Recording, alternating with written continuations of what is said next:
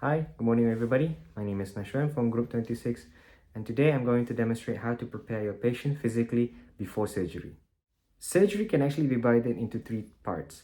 The first part is called the pre-operative period. The pre-operative period is the period in which we actually prepare our patients physically and mentally so that they are prepared well enough to undergo surgery. The second is the intraoperative period. This is the part where we actually conduct the surgical procedure on the patient. And finally is the post-operative period. The post-operative period is the period of recovery for the patient. Before we even begin, always make a checklist. This allows us to examine the patient more thoroughly and prepare them. It also makes our job more organized and more precise. The first important part in preparing a patient physically before surgery is consent.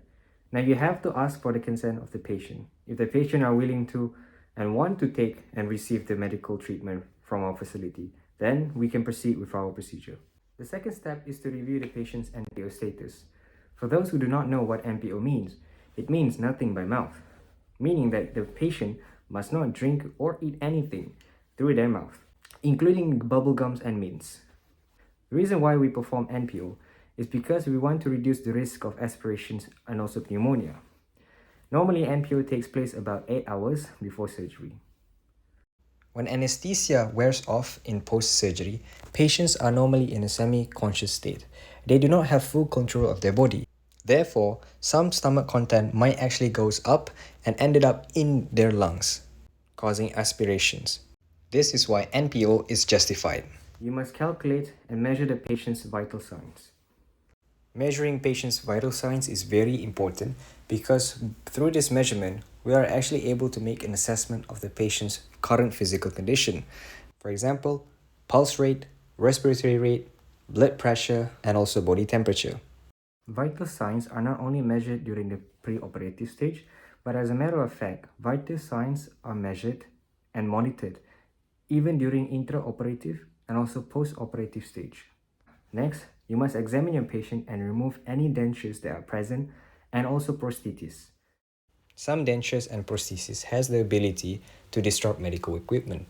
Therefore, removing it not only helps us to prevent such situation from happening, but it also makes the job easier for surgeons.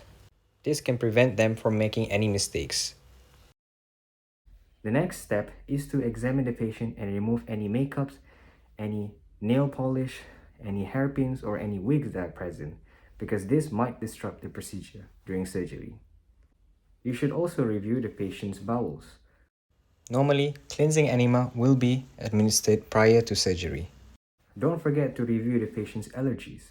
Certain patients out there are allergic to certain types of medications, so it is very important for you to understand and know exactly the allergies of your patient towards specific medicines.